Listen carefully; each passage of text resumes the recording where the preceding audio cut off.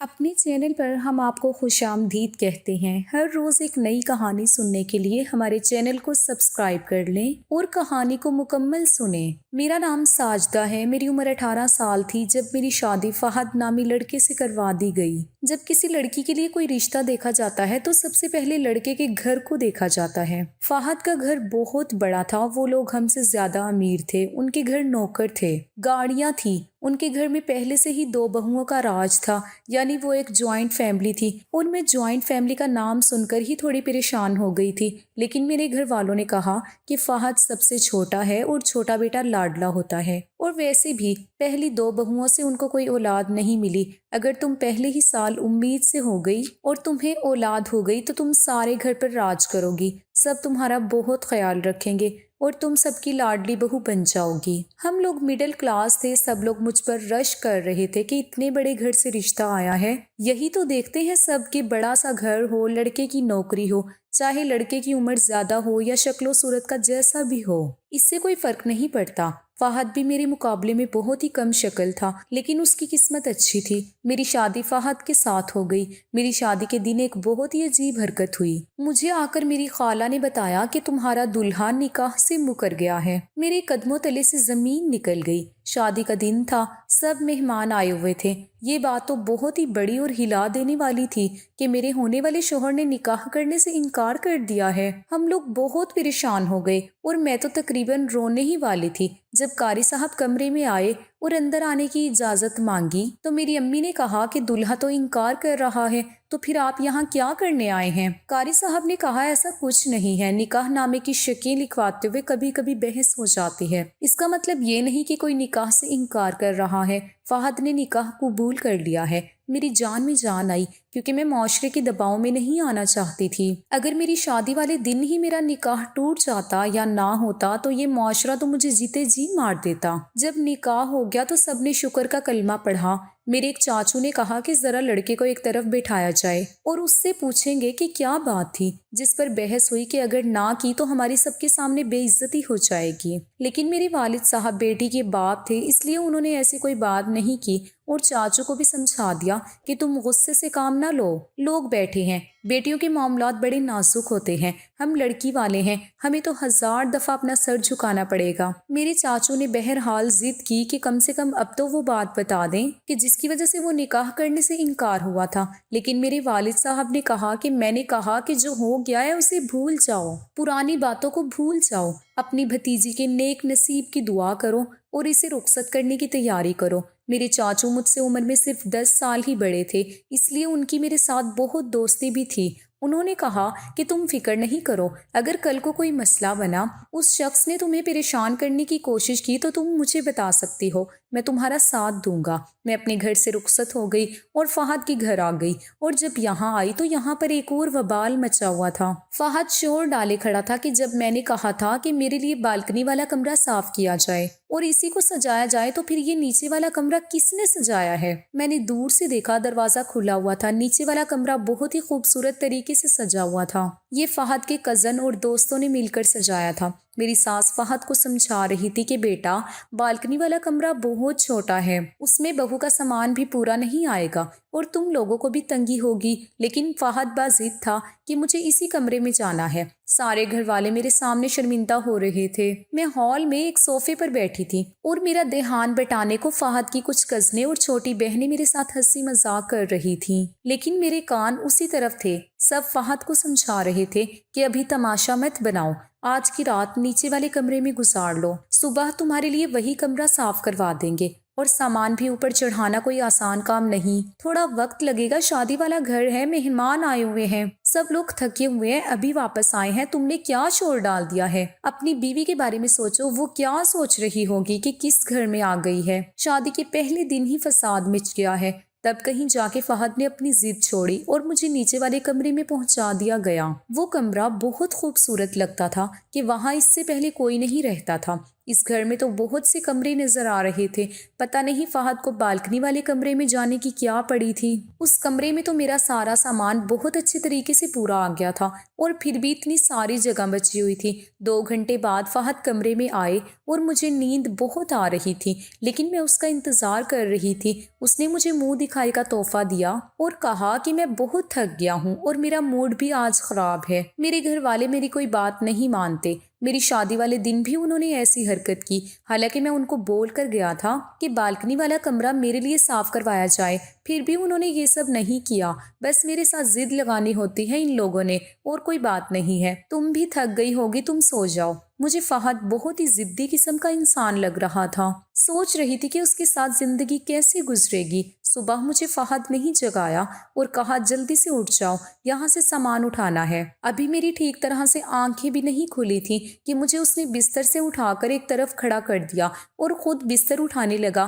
میری ساس وہاں آئی اور مجھے ایسے کھڑے دیکھ کر شرمندہ ہوئی۔ اپنی بیٹی سے کہا اسے اپنے کمرے میں لے جاؤ اور اچھا سا میک اپ کر کے ہماری بہو کو تیار کر دو، اس کے امی ابو ناشتہ لے کر آ رہے ہوں گے۔ میری نند اپنے کمرے میں مجھے لے جا رہی تھی تو کہنے لگی کہ آپ بھائی کی باتوں کا برا نہ منائیے گا، وہ جب ایک چیز کے پیچھے پڑ جاتے ہیں پھر انہیں کچھ نظر نہیں آتا۔ اس طرح وہ آپ سے مانوس ہو جائے تو پھر آپ کے علاوہ کوئی نظر نہیں آئے گا اور پھر وہ آپ کا بہت خیال رکھیں گے۔ میرے شوہر نے اپنی ضد پوری کروا کے ہی دم لیا۔ اس نے بالکنی والے کمرے میں میرا سارا سامان پہنچایا، اس کمرے کی صفائی کروائی، وہاں پر سامان سیٹ کیا، بالکنی کی بھی صفائی کروائی اور سارا کچھ سیٹ کروا کے ہی اس نے سکھ کا سانس لیا۔ وہ میرے ماں باپ کے پاس تھوڑی دیر بیٹھا اور ان کے سامنے مجھ سے اچھے طریقے سے پیش آنے لگا۔ جب میں رسموں سے فارغ ہو کر رات کو اپنے کمرے میں آئی تو حیران رہ گئی۔ یہ کمرہ بہت تنگ تھا، میرا سامان گویا یہاں پھنسا پڑا تھا۔ نماز پڑھنے کی جتنی جگہ بھی نہیں بچی تھی۔ اس سے پہلے کہ میں کچھ بولتی فہد نے کہا اس کو کہتے ہیں سیٹنگ۔ اب دیکھو سب کتنا اچھا لگ رہا ہے، چلو آئس کریم کھانے چلتے ہیں۔ میں نے کہا آئس کریم، وہ بھی اتنی ٹھنڈ میں؟ ارے تم بھی نا کچھ نہیں سمجھتی، آئس کریم تو بہانہ ہے، میں تو تمہیں باہر لے کر جا رہا ہوں تاکہ ہم اپنی باتیں کر سکیں۔ فہد نے پیار سے کہا، مجھے بھی اس کا یوں بات کرنا اچھا لگا۔ ہم گھر سے باہر چلے گئے، گھر والے بھی خوش ہوئے کہ دونوں کی آپس میں کوئی بات چیت تو ہوئی، اس کا مطلب دونوں شادی سے خوش ہیں۔ 4 دن میری زندگی کے سب سے اچھے دن تھے، یہ دن خواب جیسے تھے۔ میں فہد کے ساتھ بہت خوش تھی، اس نے میری بہت تعریف کی، مجھے شاپنگ کروائی اور ہم نے کافی سیر بھی کی۔ میں خوش تھی۔ شادی کے 2 ہفتے گزر چکے تھے کہ میری طبیعت اچانک خراب رہنے لگی، مجھے بہت نقاہت محسوس ہوئی اور میں بے ہوش ہو گئی۔ میری ساس نے مجھے دیکھا اور فوراً میری طرف بڑھی۔ میری ساس مجھے ڈاکٹر کے پاس لے گئی، میری ایک جیٹھانی بھی میرے ساتھ گئی تھی۔ ڈاکٹر نے بتایا کہ میں امید سے ہوں لیکن مجھے بہت کمزوری ہے، اس لیے ڈاکٹر نے مجھے کافی ساری دوائیاں دی اور کہا 4 ہفتے کے بعد الٹرا ساؤنڈ کے لیے آنا ہوگا۔ میں بہت خوش تھی کیونکہ میرے لیے واقعی یہ بہت خوشی کی بات تھی۔ جیسے میری ماں نے کہا تھا کہ اگر میں پہلے ہی سال میں امید سے ہو گئی تو اس گھر میں میرے پاؤں بہت مضبوط ہو جائیں گے۔ یہ خبر سن کر تو میری جیٹھانی کو بہت دکھی ہونا چاہیے تھا، لیکن اس کی آنکھوں میں تو سچی خوشی تھی، وہ بہت خوش نظر آ رہی تھی۔ ہسپتال سے لے کر گاڑی تک اسی نے میرا ہاتھ تھامے رکھا۔ راستے میں ہم ایک شاپنگ مال میں گئے جہاں سے میری ساس نے میرے لیے تحفے خریدے، میرے لیے پھل خریدے۔ وہ بھی اس خریداری میں آگے آگے تھی اور بہت خوش ہو رہی تھی۔ اس نے بھی اپنی طرف سے میرے لیے ایک اچھا سا تحفہ خریدا اور مجھے یہی کہتی رہی کہ مبارک ہو، سب ٹھیک ہو جائے گا، تم نے اپنا بہت خیال رکھنا ہے۔ میں اپنی جیٹھانی کی اچھائی کی قائل ہو چکی تھی، میں یہ مان چکی تھی کہ وہ ایک اچھی عورت ہے کیونکہ میری خوشی میں مجھ سے زیادہ خوش تھی۔ یہ بات میرے شوہر فہد کو پتہ چلی تو مانو وہ اس دنیا کا سب سے خوش انسان معلوم ہو رہا تھا۔ وہ بھی بہت خوش ہوا اور اس نے فوراً میری نظر اتاری۔ میں واقعی بہت مطمئن ہو گئی تھی کہ اتنے اچھے گھر میں آئی ہوں، سب لوگ مجھ سے کتنا پیار کرتے ہیں، لیکن میری ساس نے مجھے بہت سے کپڑے لے کر دیے اور ان دنوں فہد نے بھی میرے لیے بہت سی شاپنگ کی۔ میرے پاس اتنی چیزیں ہو گئی تھیں کہ رکھنے کی جگہ کم تھی، اوپر والے کمرے میں الماری بھی چھوٹی تھی۔ میں نے فہد کا موڈ اچھا دیکھا تو اسے کہا ہم اس چھوٹے سے کمرے سے نکل کر اسی کمرے میں چلتے ہیں جہاں ہم نے شادی کی رات گزاری تھی۔ وہ کمرہ بہت اچھا تھا، ادھر الماری بھی بہت اچھی تھی اور بڑی تھی، میرا سامان سارا سمٹ جائے گا، ایک پیارا سا بچہ بھی آنے والا ہے، اس کا بھی سامان ہوگا، اس کمرے میں کیسے پورا آئے گا؟ میرے بچے کے لیے دنیا کی ہر چیز لینی ہے، اس کے لیے جھولا بھی لینا ہوگا، یہاں تو کرسی رکھنے کی جگہ نہیں ہے، تو کیوں نہ اسی کمرے میں شفٹ ہو جائیں۔ میرا اتنا کہنا تھا کہ فہد کے تیور ہی بدل گئے۔ اس کی آنکھوں میں عجیب سا غصہ نظر آنے لگا۔ اس نے اپنے آپ میں بہت حد تک قابو رکھتے ہوئے یہ بات کہی کہ آج یہ بات کہی ہے لیکن آئندہ ایسا نہ کہنا۔ میں حیران ہو گئی کہ اس میں کیا برائی ہے۔ میں پھر سے کچھ بولنے لگی تو اس نے مجھے ہاتھ کا اشارہ کر کے چپ کروا دیا۔ اس نے کہا آج تم نے مجھے اچھی خوشخبری سنائی ہے، نہ میرا موڈ خراب کرو نہ اپنا، ورنہ مجھ سے ایسی کوئی بات نہ سن لینا جس سے تمہارا موڈ خراب ہو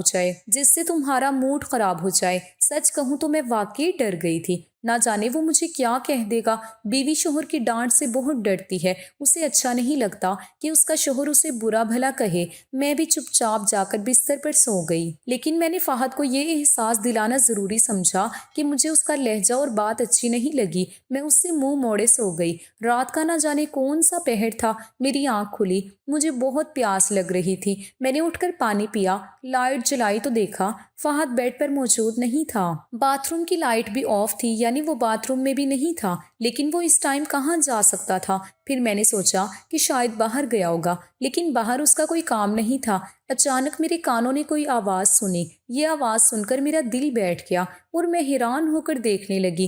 وہ کسی عورت کی آواز تھی، کوئی عورت رو رہی تھی اور سسکیاں بھر رہی تھی۔ لیکن یہ آواز کہاں سے آ رہی تھی؟ آواز میرے بہت قریب سے آ رہی تھی۔ میں نے باتھ روم کا دروازہ کھولا، وہاں پر کوئی بھی نہیں تھا، لیکن وہ آواز مسلسل آ رہی تھی۔ مجھے ڈر بھی بہت لگ رہا تھا اور دماغ میں یہی سوال آ رہا تھا کہ فہد کہاں ہے، کیونکہ اس وقت اسے میرے ساتھ ہونا چاہیے تھا۔ اگر وہ یہاں ہوتا تو میں اسی کو کہتی کہ جا کر دیکھیں یہ آواز کہاں سے آ رہی ہے، لیکن وہ کمرے میں تھا ہی نہیں۔ میں اتنا ڈر گئی تھی کہ مجھے اپنے ہی سانسوں اور دل کی دھڑکن کی آواز کانوں میں سنائی دے رہی تھی۔ میں نے خود پر تھوڑا قابو پایا، سانس روکی تو مجھے اس آواز کی سمت مل گئی۔ وہ آواز بالکنی سے آ رہی تھی۔ میں حیران تھی کہ بالکنی سے یہ آواز کیسے آ سکتی ہے، وہاں اس وقت کون ہو سکتا ہے۔ میں نے جا کر بالکنی کا دروازہ کھولنے کی کوشش کی تو میں حیران رہ گئی کہ دروازہ دوسری طرف سے بند تھا۔ دروازے پر جیسے ہی دستک دی وہ آواز ایک جھٹکے سے بند ہو گئی۔ دروازہ دوسری طرف سے بند تھا، اس کا مطلب کیا وہاں پر کوئی موجود تھا؟ میں نے دستک دی اور پوچھا کون ہے، اس وقت کون ہے یہاں پر؟ میں بار بار دستک دے رہی تھی۔ ایک جھٹکے سے دروازہ کھلا اور میرے قدموں تلے سے زمین نکل گئی۔ وہ فہد تھا۔ مجھے کہنے لگا کیا کر رہی ہو تم؟ سوئی نہیں اب تک؟ یہ سوال تو مجھے آپ سے کرنا چاہیے تھا، تم یہاں کیا کر رہے ہو؟ بس میرے سوال کرنے کی دیر تھی کہ فہد نے مجھے کہا کہ چپ چاپ جا کر سو جاؤ، جو تمہارے معاملات نہیں ہیں اس میں بولنے کی ضرورت نہیں ہے۔ میں نے کہا کسی کے رونے کی آواز آ رہی تھی، کیا آپ کسی سے کال پر بات کر رہے تھے؟ اس نے کہا مجھ سے کوئی سوال کرے مجھے بالکل اچھا نہیں لگتا، تم بار بار مجھ سے سوال کر رہی ہو، میں تمہاری حالت کا لحاظ کر رہا ہوں، تم مجھ سے لحاظ ہی کرواؤ اور جا کر چپ چاپ سو جاؤ۔ فہد نے میرے منہ پر دروازہ بند کر دیا اور باقی کی ساری رات وہ بالکنی میں ہی بیٹھا رہا۔ اس نے مجھے یہ تو پوچھنے کا موقع ہی نہیں دیا تھا کہ کسی لڑکی کے رونے کی آوازیں آ رہی تھی۔ وہ لڑکی کون تھی؟ صبح جب میری آنکھ کھلی تو میں نے فہد کو بستر پر سوتے ہوئے دیکھا، لیکن صاف ظاہر تھا کہ وہ شاید تھوڑی دیر پہلے ہی وہاں پر آیا تھا، کیونکہ وہ نیند میں بالکل بھی نہیں تھا، صرف سونے کی ایکٹنگ کر رہا تھا۔ میں نے اپنی ناراضگی کا اظہار کرنا مناسب سمجھا اور اس سے کوئی بات نہیں کی، لیکن اس نے بھی مجھ سے نہ کوئی بات کی اور نہ ہی مجھے منانے کی کوشش کی۔ مگر یہ وہی شخص تھا جو کل میرے صدقے واری جا رہا تھا اور اب اس کو میرے ناراض ہونے سے کوئی فرق نہیں پڑ رہا تھا۔ صبح سے رات ہو گئی، ہم دونوں میں سے کوئی بھی بات نہیں کر رہا تھا۔ میں نے کچھ وقت اپنی ساس کے ساتھ بیٹھ کر گزار لیا اور کچھ جیٹھانی کے ساتھ، وہ بھی میرے ساتھ بہت خوش تھی۔ جیسے ہی میں واپس اپنے کمرے میں آئی اور سونے کی تیاری کرنے لگی، میں نے دیکھا کہ فہد بھی تیاری کر رہا تھا، لیکن وہ کمرے کی سونے کی نہیں تھی بلکہ وہ بالکنی میں سونے والا تھا۔ میں نے اس سے کہا کہ آپ کا دماغ تو ٹھیک ہے، اتنی سردی میں آپ باہر کیوں سونے کی تیاری میں ہیں؟ آپ کو ٹھنڈ لگ جائے گی، آپ بیمار ہو جائیں گے، باہر کتنی سردی ہے، ایک منٹ بھی کھڑا نہیں ہوا جاتا، اور آپ ساری رات گزارنے کی تیاری میں ہیں، آخر ایسا کیوں کر رہے ہیں آپ؟ فہد نے کہا مجھ سے سوال جواب نہ کرو، میں تمہیں پہلے بھی بتا چکا ہوں، ورنہ کسی بھی قسم کے نقصان کی ذمہ دار تم خود ہوگی۔ آخر اس بات کا کیا مطلب ہے؟ کیا کریں گے؟ ہاتھ اٹھائیں گے مجھ پر، یہ جانتے ہوئے کہ میں آپ کے بچے کی ماں بننے والی ہوں؟ فہد نے سر جھکا لیا اور کہا اسی لیے تو لحاظ کر رہا ہوں۔ میں نے کہا کیا مطلب؟ کیا سمجھ رکھا ہے مجھے آپ نے؟ آپ کے فائدے کی بات کر رہی ہوں اور آپ مجھ سے فضول باتیں کر رہی ہیں، ایسی باتیں جن پر میں آپ سے ناراض ہو سکتی ہوں۔ چلے بالکنی میں سونے کی کوئی ضرورت نہیں، اپنے کمرے میں سوئیں۔ اگر مجھ سے بات نہیں کرنی تو نہ کریں، لیکن اپنی جگہ پر آ کر سو جائیں۔ میرا اتنا کہنا تھا کہ وہ اچانک سے چلا اٹھا۔ اس نے کہا، نہیں، میں بالکنی میں ہی سوؤں گا، اور اگر تم نے مجھے روکنے یا وہاں آنے کی کوشش کی تو میں تمہیں طلاق دے دوں گا۔ میں حیران و پریشان ہو گئی، آسمان میرے سر پر آ گرا۔ میرا شوہر ایک چھوٹی سی بات پر مجھے طلاق کی دھمکی دے رہا تھا، اور وہ بھی جب میں اس کی بچے کی ماں بننے والی تھی اور میں حق پر تھی۔ میں نے ایسی کوئی بات نہیں کی تھی جس کی وجہ سے وہ مجھے طلاق کی دھمکی دینے پر اتر آتا۔ میرے شوہر نے پھر سے دروازہ پھٹک کر بند کیا اور جا کر بالکنی میں سو گیا۔ مجھے نیند کہاں آ رہی تھی، میں تو بری طرح رو رہی تھی۔ تھوڑی دیر بعد کسی اور کے رونے کی بھی آوازیں آنے لگی، اور اب تو میرے کانوں نے کچھ عجیب سنا۔ میرے کانوں نے کچھ الفاظ سنے۔ وہ الفاظ یہ تھے کہ اپنے وعدے سے مکر نہ جانا۔ وہ عورت رو رہی تھی اور بار بار یہی کہہ رہی تھی کہ اپنے وعدے سے مکر نہیں جانا۔ میں تقریباً لکڑی کے دروازے پر کان لگائے کھڑی ہوئی، تب کہیں جا کر مجھے یہ آواز سننے کو ملی تھی، لیکن کیونکہ اس عورت کی آواز سونے کی وجہ سے تقریباً بیٹھ چکی تھی، اس لیے میں اس کی آواز کو پہچان نہیں پائی تھی۔ فہد بالکنی میں اسی دروازے سے گیا تھا، لیکن وہ عورت وہاں کہاں سے آئی تھی؟ یہ کیا ہو رہا تھا؟ سمجھ سے باہر تھا۔ اب تو یہ سلسلہ ہی چل پڑا۔ فہد پورا دن گھر سے باہر رہتا، مجھ سے ٹھیک طریقے سے بات بھی نہیں کرتا، پر اگر میں بلاتی تو بول لیتا، نہیں تو مجھ سے بات کرنا تو دور، دیکھنا بھی گوارا نہیں کرتا تھا، اور رات ہوتے ہی جا کر بالکنی میں سو جاتا۔ میں نے دیکھا کہ فہد کی طبیعت بھی آج کل خراب رہنے لگی تھی۔ اس کو بہت بری طرح سے کھانسی لگی ہوئی تھی۔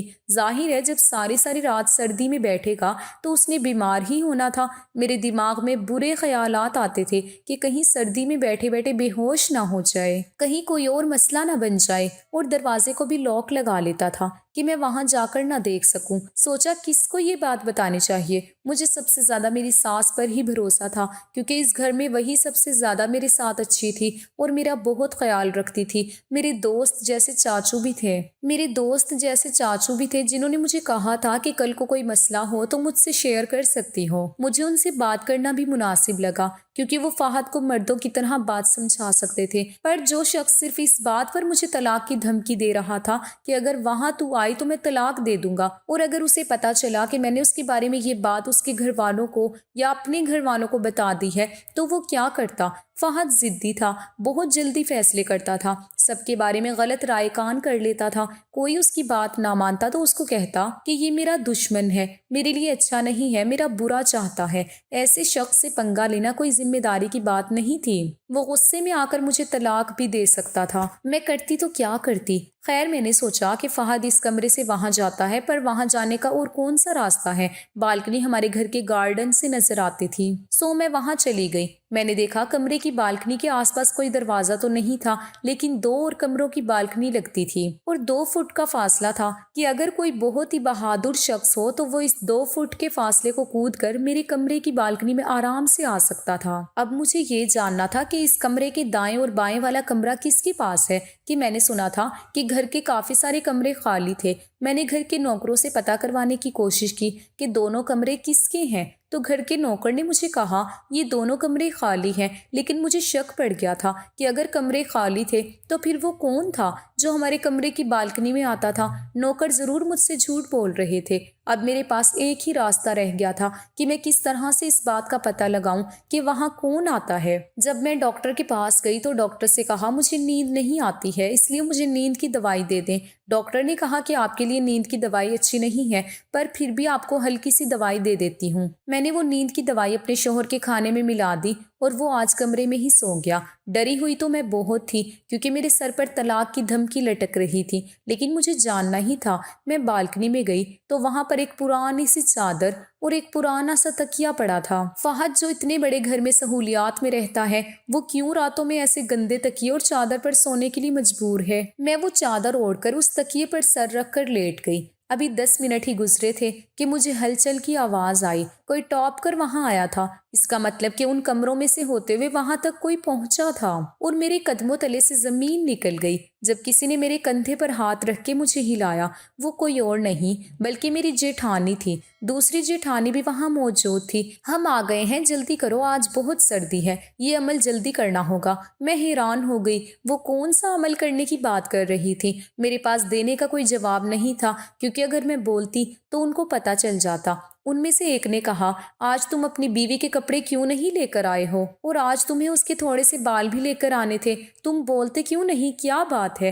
انہوں نے جب دیکھا کہ میں جواب نہیں دے رہی تو انہوں نے میرے اوپر سے چادر ہٹائی اور مجھے وہاں دیکھ کر حیران رہ گئی۔ میں نے کہا، کون سے عمل کی بات کر رہی ہیں بھابھی؟ آپ کیا کرتی ہیں؟ مجھے بتائیں۔ ان کی زبان پر بس یہی آیا کہ فہد کہاں ہے؟ میں نے کہا، آپ ان کی بات چھوڑیں، جو میں آپ سے پوچھ رہی ہوں وہ مجھے بتائیں۔ لیکن وہ میرے ہی کمرے سے نکل کر وہاں سے بھاگ گئی۔ میں نے سارے گھر کو سر پر اٹھا لیا، اپنی ساس کو بھی بلا لیا اور اپنے جیٹھ کو بھی۔ سارے گھر والوں کو ساری بات بتا رہی تھی تو شور کی آواز سن کر فہد بھی آ گیا، کیونکہ میں نے اس کو نیند کی دوائی دی تھی، بے ہوشی کی نہیں۔ اب وہ تینوں شرمندہ تھے۔ میری ساس دل کی بہت اچھی عورت تھی، وہ اس عمل میں شامل نہیں تھی، اس لیے وہ بھی بہت حیران تھی۔ انہوں نے کہا کہ مجھے ساری حقیقت بتاؤ۔ فہد تو خاموش کھڑا تھا اور ایک جیٹھانی کے منہ میں زبان نہیں تھی، جبکہ ایک روتے ہوئے بولی، کہنے لگی کہ ہماری شادیوں کو 8 سال ہو گئے ہیں لیکن ہمارے گھر اولاد نہیں آئی، لیکن جب ہمیں پتہ چلا کہ فہد کی بیوی امید سے ہے تو ایک عمل کرنے کا سوچا جو بہت پہلے ایک پیر بابا نے بتایا تھا۔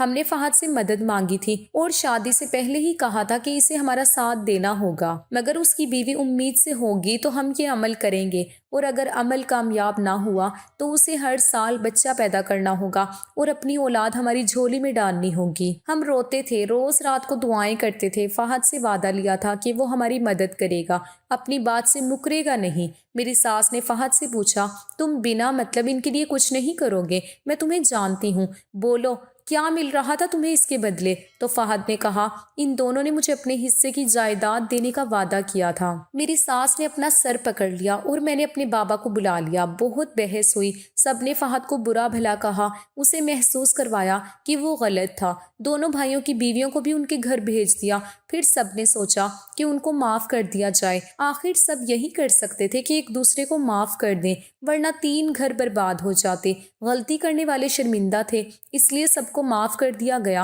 اور سب ایک ساتھ رہنے لگے۔ اللہ نے مجھے ایک پیاری سی بیٹی سے نوازا جو اس خاندان کی جان بن گئی، ایک ایسی بیٹی جس کی 3 مائیں تھیں اور 3 باپ تھے۔ سب اس کو ایسے ہی پیار کرتے تھے۔ آئزل ہم سب کی شہزادی، میں نے بھی فہد کو معاف کر دیا کیونکہ وہ میری اولاد کا باپ تھا۔